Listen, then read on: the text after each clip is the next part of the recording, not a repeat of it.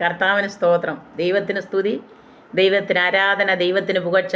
സകലമാനത്തിനും മഹത്വത്തിനും സ്തുതിക്കും സ്തോത്രത്തിനും ആരാധനയ്ക്കും പുകഴ്ചയ്ക്കും യോഗ്യനായ എൻ്റെ യേശു അപ്പന് ആമേൻ. സ്തോത്രം, സ്തോത്രം, സ്തോത്രം. പ്രിയപ്പെട്ടവരെ, ഞാൻ മോഹിനിയ ശോഭൻ പൂമരുതിക്കുഴിയിൽ നിന്ന്. സർവശക്തനായ ദൈവത്തിൻ്റെ കൃപയാൽ ദൈവം നമ്മളെ ഓരോ ദിനവും പോറ്റിപ്പുലർത്തുന്ന ആ ദൈവത്തിന് നമുക്കൊരുമിച്ച് സന്ധ്യായാമത്തിൽ ദൈവത്തിന് നന്ദി പറയാം.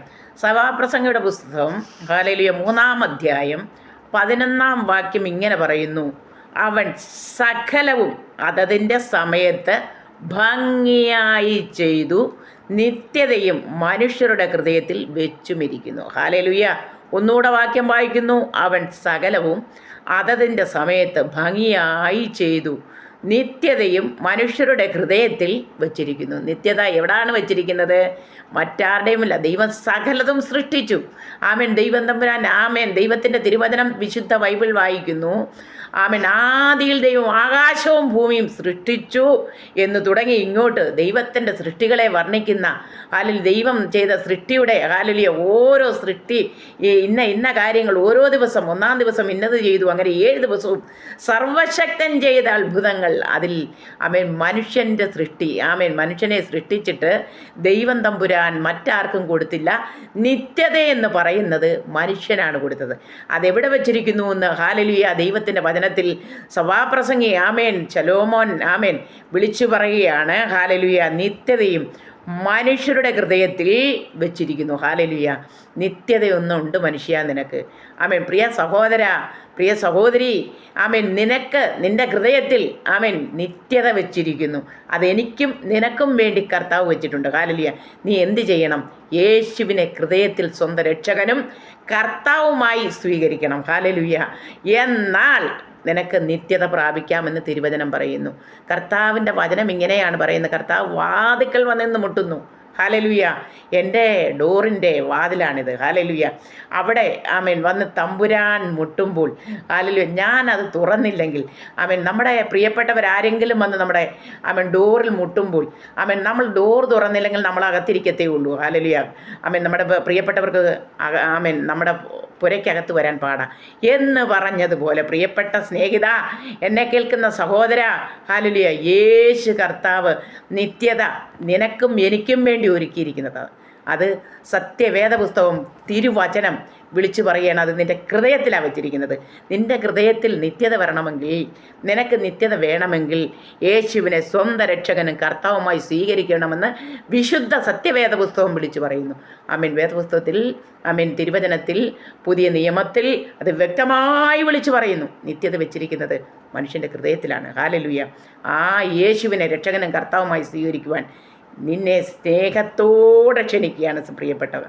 ആമേൻ. ഈ ഭൂമിയിൽ കർത്താവിനെ അറിഞ്ഞതുകൊണ്ട് ആമേൻ കഷ്ടങ്ങളും ഭാരങ്ങളും പ്രയാസങ്ങളും ഒക്കെ വരും. അത് സ്വാഭാവികമാണ്. ഈ ലോകത്തെന്ത് നേടിയാലും ഇവിടെ ഇട്ടേച്ചു പോവും.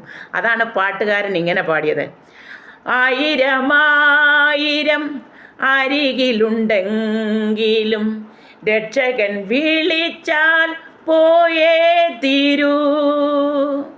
1000 അരികിലുണ്ടെങ്കിലും രക്ഷകൻ വിളിച്ചാൽ പോയേ തീരൂ.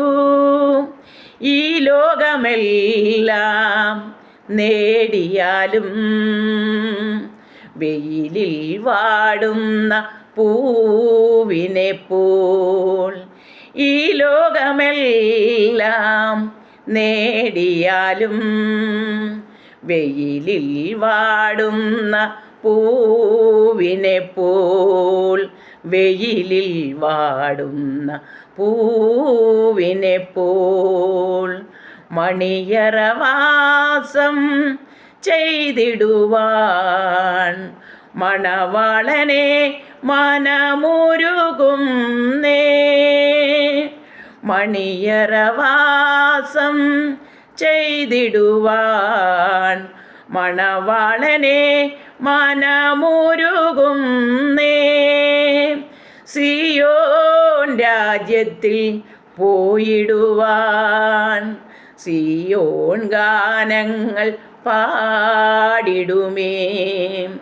സിയോൻ രാജ്യത്തിൽ പോയിടുവാൻ സിയോൻ ഗാനങ്ങൾ പാടിടുമേ. അതേ പ്രിയ സ്നേഹിത, ആമേൻ, നിത്യത നിനക്ക് വേണ്ടി എനിക്ക് വേണ്ടി ഒരുക്കിയിരിക്കുന്ന മഹാരക്ഷയാണ്. ആമേൻ, ഈ ലോകത്തെ വാസം കഴിഞ്ഞ് ആമേൻ പ്രിയനോട് ചേർന്ന് വാഴണമെങ്കിൽ പ്രിയപ്പെട്ട സഹോദരാ, നീ യേശുവിനെ രക്ഷകനും കർത്താവുമായി സ്വീകരിച്ചേ മതിയാകൂ. അതുകൊണ്ട് എനിക്കൊരു സന്തോഷമുണ്ട്. നിത്യത തന്നിൽ ഞാനെത്തും, തൻ്റെ സ്തുത്യപദങ്ങൾ ഞാൻ മുത്തും. നിത്യത തന്നിൽ ഞാനെത്തും, തൻ്റെ സ്തുത്യപദങ്ങൾ ഞാൻ മുത്തും. ഭക്തിയിലാനന്ദ കണ്ണു നിർവീഴ്ത്തി ഞാനെന്നും സ്തുതിക്കും എൻ പരനെ തിരുമനുസുതനെ. ആനന്ദഗാനങ്ങൾ പാടി പുകഴ്ത്തി ഞാനെന്നും സ്തുതിക്കും. ഹല്ലേലൂയ, സ്തോത്രം. പ്രിയപ്പെട്ടവരെ, ഈ യേശുവിനെ രക്ഷകനും കർത്താവുമായി സ്വീകരിക്കുവാൻ ആമേൻ തിരുവചനം വിളിച്ചു പറയുന്നു.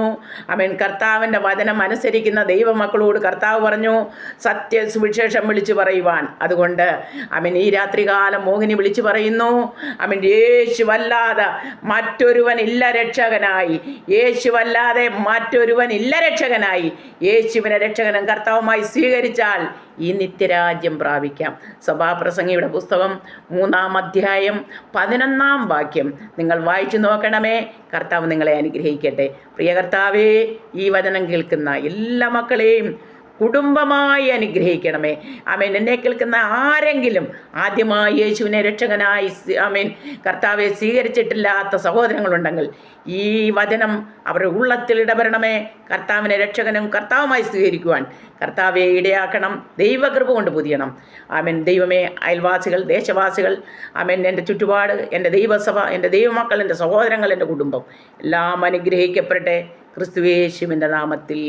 ആമേൻ. എന്നെ കേൾക്കുന്ന എല്ലാ മക്കളെയും അനുഗ്രഹിച്ചാട്ടപ്പ യേശു കർത്താവിൻ്റെ നാമത്തിൽ തന്നെ. ആമേൻ, ആമേൻ, ആമേൻ, ആമേൻ. കർത്താവ് നിങ്ങളെ ധാരാളമായിട്ട് അനുഗ്രഹിക്കട്ടെ. God bless you all. Hallelujah.